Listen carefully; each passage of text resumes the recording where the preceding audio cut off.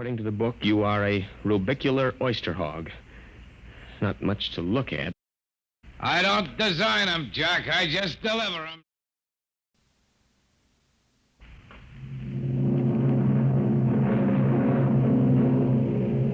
Adventures in Time and Space, transcribed in future tense. Dimension.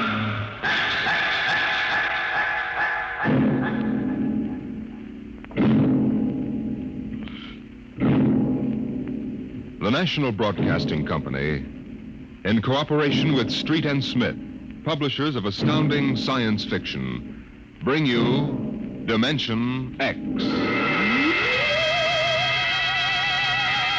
In these times, even a child knows the meaning of atomic fission, jet propulsion, and electronic transmission.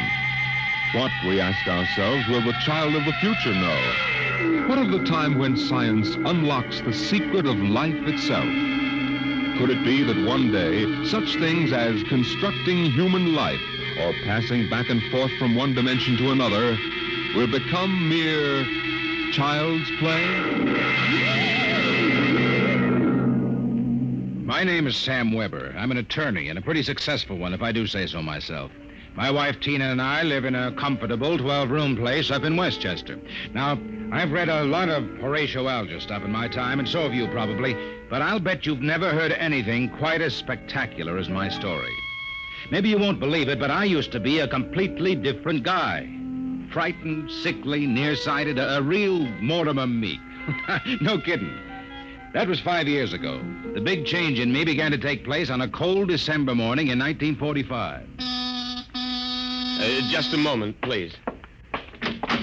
Yes, please. Weber? Yes, Samuel? that's right. Step back. Okay, fellas, bring it in. Oh, just a moment. You must have the wrong address. Watch it, buddy. All right, sign here. Is, that for me? Weber Apartments. Looks like a coffin. I don't design them, Jack. I just deliver them. Sign here.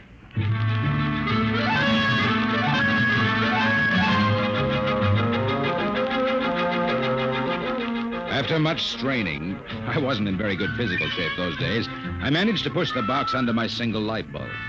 There was a card in a small envelope. Let's see.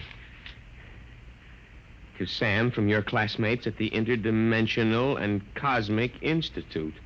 Merry Christmas. 2145 A.D. Holy jumping catfish. Hey, mister, there must be some mistake. Hey! Holy jumping catfish.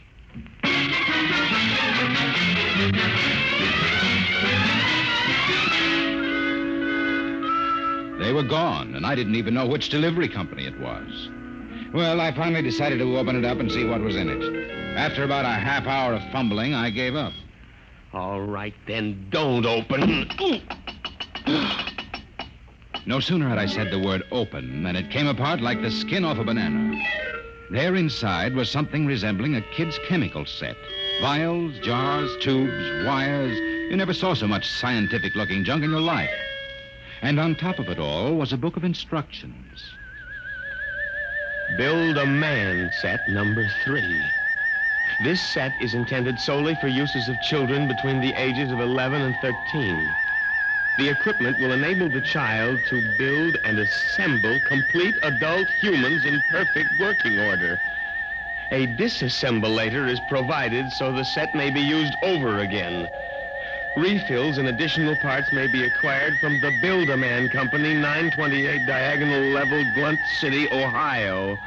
Remember, only with Build-A-Man can you build a man.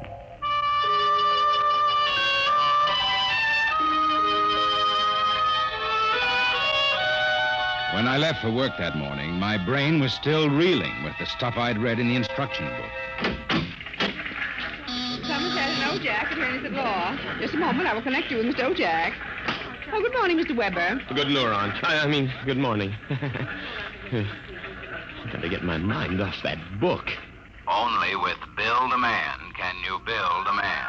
Chapter 1, Making Simple Living Things. Chapter 2, Duplicating Babies and Other Small Humans. Oh, no. I've got to get a grip on myself. Do a little work. O'Brien versus O'Brien. Martin versus the city of New York. Oh, it must have been a dream. Probably go home tonight and find the place empty. Well, if it isn't the poor man's Clarence Darrow. Oh! Oh. Hello, Lou. I come as a bearer of sad tidings. Well, you don't look very sad. The boss wants to see you, laughing boy. What about? How should I know? Oh, and by the way, you'll be very happy to know that I've just been promoted. I'm handling all the criminal stuff from now on.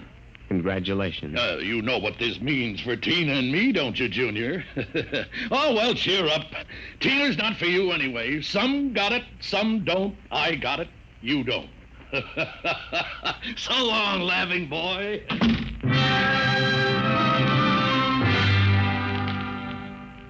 That was my good friend, Lou White.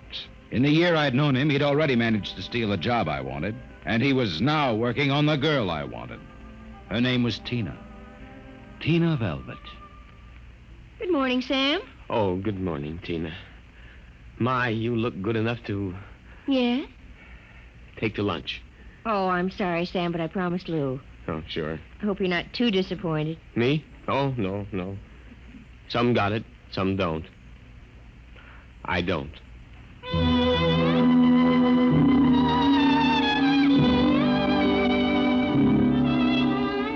And that was Tina.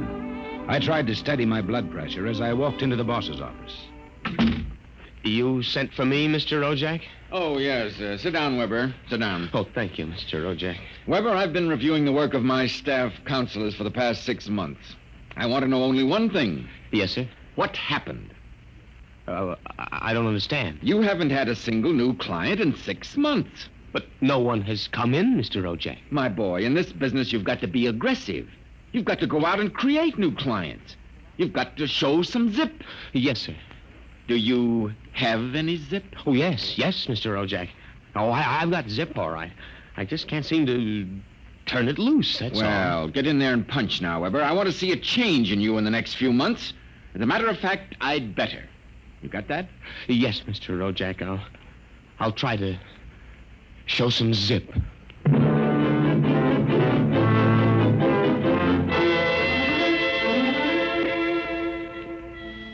I left the office early and went home. Sure enough, there it was, my Build-A-Man set, gleaming a little obscenely in the corner. I walked over to it, gave it a kick, and hollered, Open sesame. 3 minutes later, I was flopped down in bed reading Chapter 1. Making simple living things.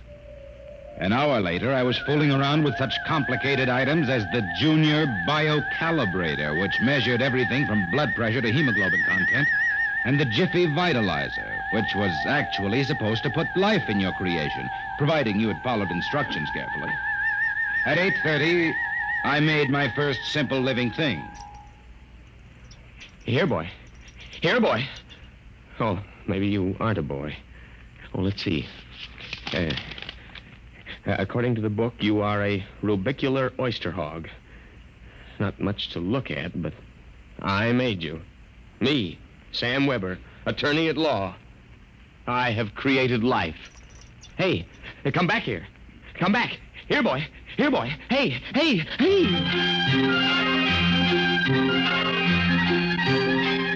It was no use. My rubicular oyster hog, which was a cross between a field mouse and an oyster, had run out under the door and into the world.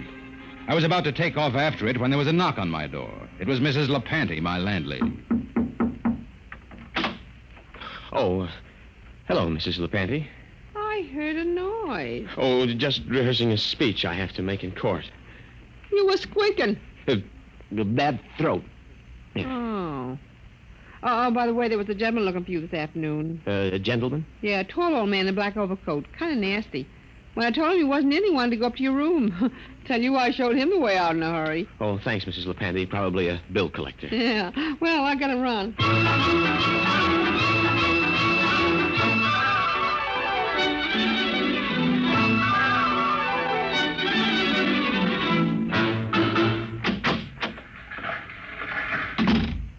morning, Sam. Here's that memo on Rosenthal versus Rosenthal and also a letter for...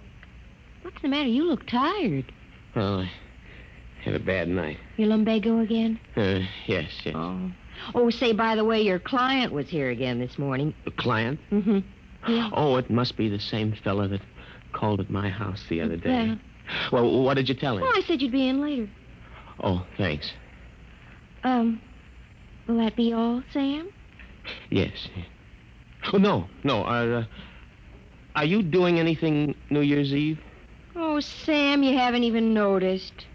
Noticed what? Well, the ring, silly. Third finger, left hand. What? Lou gave it to me. Isn't it simply gigantic? But you're not We're going gonna to be married as soon as Lou finishes his next case. Lou is so sharp and businesslike. So is a guillotine. Sam, after Lou gave me the ring last night, I began thinking how I used to hope that it would be you. But, well, then I realized you'd never have the money, and, well, a girl has to think of things like a good steady income and a husband with... Zip. Yes, with a zip. Well, Lou has plenty of zip. I'm sure you'll be very happy zipping around with each other. Oh, Sam. Well, Sam, Hey, what's going on in here?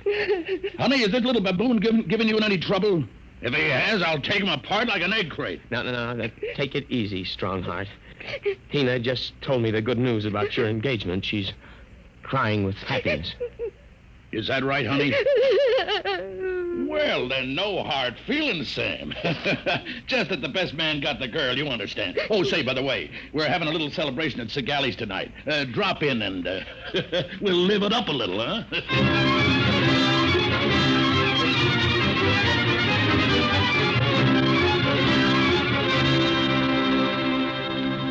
I went home feeling like a man who has been stuffed into a washing machine with the dial set at rinsed dry. I was a failure. I walked over to the mirror for a heart-to-heart talk with myself.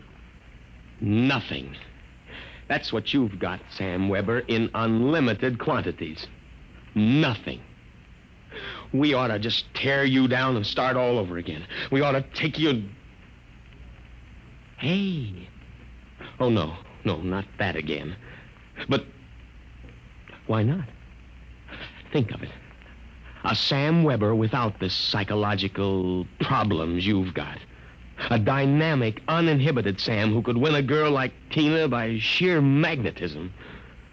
Then when it was all over, we could just take the old disassemblator and presto.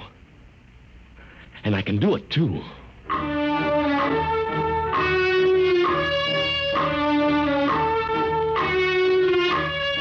Chromosome content, check. Cerebral content. Maybe a little more id and a little less superego. Limbs, eyes, hair, general endocrine reaction. Well, here goes. It's moving.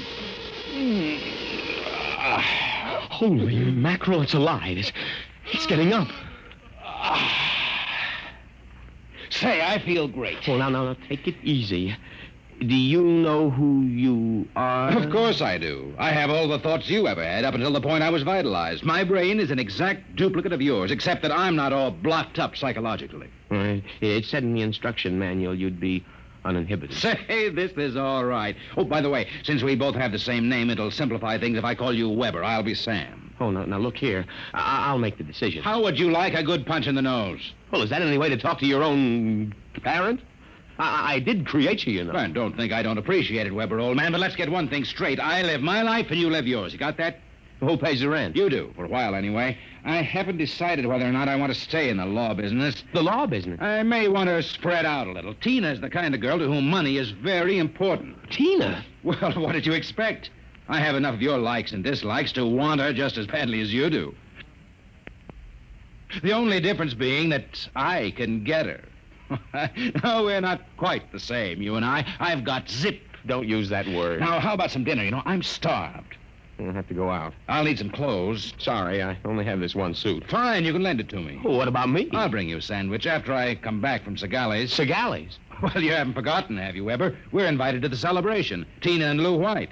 Only it wouldn't look quite right if we both showed up, so I'll tell you all about it. Now, off with that suit, and no nonsense. Well,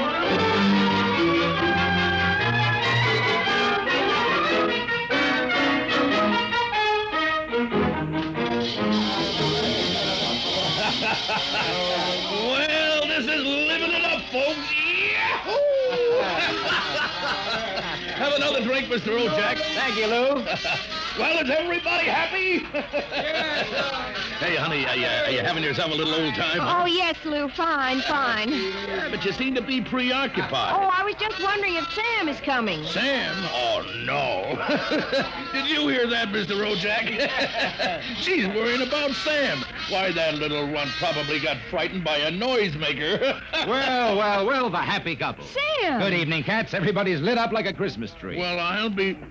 Say, Sam, are you in the bag? Never touch the stuff, Lou, my boy. Never touch it. Boy Scout training. Oh, Sam, I was afraid you weren't coming. Miss a chance to be with you, beautiful. Never.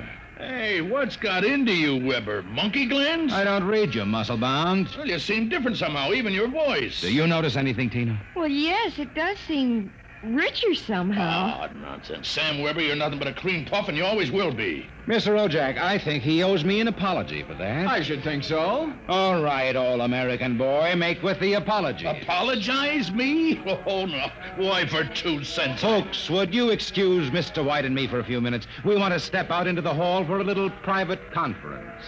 Coming, Mr. White? I'll be right back, honey. Don't worry about a thing.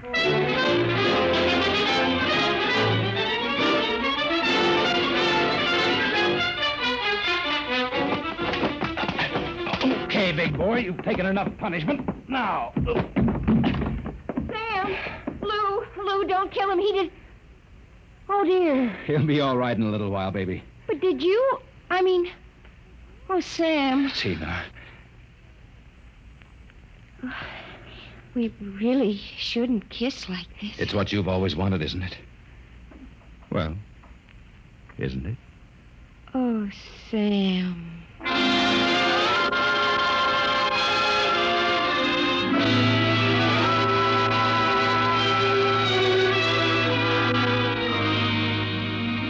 By this time, he's probably kissing her. And there's nothing you can do about it, Weber, old man. Nothing. Hey, wait a minute. Where's that book of instructions? To disassemble a Build-A-Man model, merely focus the ray of the disassemblator device and press lever X. But that's murder, Counselor. Still, legally, in order to prove there's been a murder, you need a corpus delicti. And nobody even knows there is another Sam Weber. Oh, so you're finally home. I'm starved. Sorry, Weber, old man, but very pressing business detained me. I suppose you made a fool of me over at Segali's. Oh, on the contrary. What do you mean? My boy, you were looking at a man who in one fell swoop has got himself a raise, a promotion, and a wife. At least she'll be my wife tomorrow. Who? Tina, of course. I don't believe it. I had to put on quite a show, but all around it was a real success. Mr. O'Jack was so impressed, he called me aside and said he was going to give me a crack at some criminal cases. And if I made the grade, why, who knows, I may even accept a partnership. You've got it all figured out, haven't you? That's about it. Only you neglected to consider one thing. Oh, what's that? This. Hey, put that down. Get back, you usurper, you. I'm going to melt you down like a Welsh rarebit. Weber, you can't do that. It's murdery. It's like killing your own son. After what you've done to me, it's a pleasure. I didn't ask to be brought into this world, but now that I'm here, I like it enough to want to survive. Take off my suit, you phony. You won't be needing it again. You're really going through with it, huh? I am. All right. Oh, here's your jacket. Give me that thing. Give it to me. That's better. Now we'll fix this little item so it can't do any damage. Oh, no. Yeah, you see, Weber? You don't have the guts to stand up against the man you might have been. Oh, what's that sound? I don't know. Seems to be inside the house. Somebody's coming up the stairs. Listen. Take a peek through the keyhole, Weber. Holy jump. It's him. Who? The old man with the black coat. His eyes all black and shiny without any whites. Looks insane. Don't open it.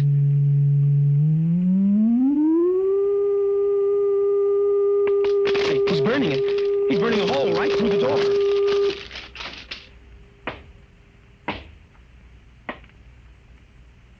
Good evening, gentlemen. As I feared, I'm too late to prevent you from duplication, Mr. Weber. And I see that you have destroyed the disassemblator. That means I shall have to do the job manually. An ugly task. Well, who are you? I am the census keeper for the 24th Oblong. You see, your Build-A-Man set was intended for one of the Weber children who is on a field trip in this Oblong 200 years from now. Because of an unfortunate time warp, the set was delivered here accidentally. You mean this set came here from 200 years from now? Precisely. Time, as with all things, is relative. We shall have to recover the set, of course, and adjust any discrepancies it has caused. But meanwhile, the problem is, which of you two gentlemen is the original Sam Weber? Oh, I am. Listen, liar.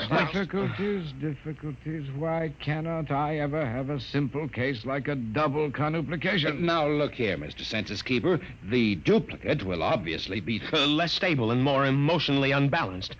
Certainly, a man of your qualifications can decide which of us is the more valid member of society. Which of us will conform more readily to the standards Naturally. I observe that one of you is naked. Oh, wait a minute. And you also seem to be trembling. Whereas this gentleman seems quite calm. Then hold it. You're making a mistake. I hardly think so. Then stay away from me. Please do not struggle. Help, please. Mr. Weber. Yes. It would be better if you didn't watch. Of course.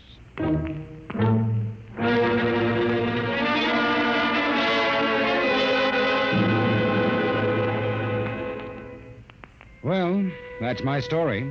Within 10 seconds, the old Sam Weber had been completely dismantled and packed into the box. Tina and I were married, and I went on to become a full partner in the firm of Ojack, Somerset, and Weber. Oh, and by the way, Tina and I have been doing quite successfully what the old Sam Weber and his Build-A-Man set made such a mess of. We have 1, 2, 3 little conuplications. Sam Jr., age 4, Sameta, age 3, and Samina, age 4 months. Good night.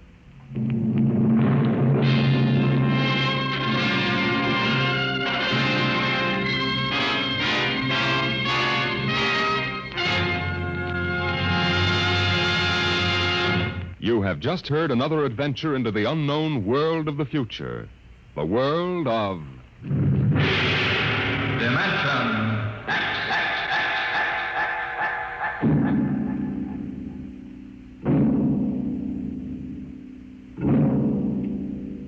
Time is a strange and mysterious dimension. Could we alter the future if we could travel back in time to our own youth? Next week, we bring you a story of a man who found the answer in Time and Time Again.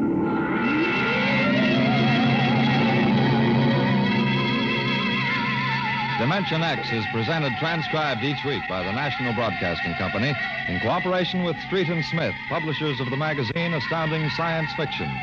Today, Dimension X has presented Child's Play, written for radio by George Lefferts from the story by William Tenn.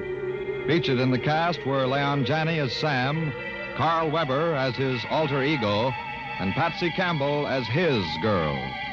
Your host was Norman Rose, music by Bert Berman. Dimension X is produced by William Welch and directed by Fred Way.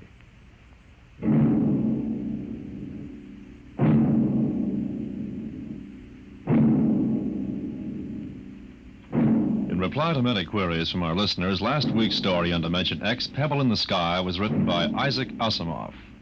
This is NBC, the National Broadcasting Company.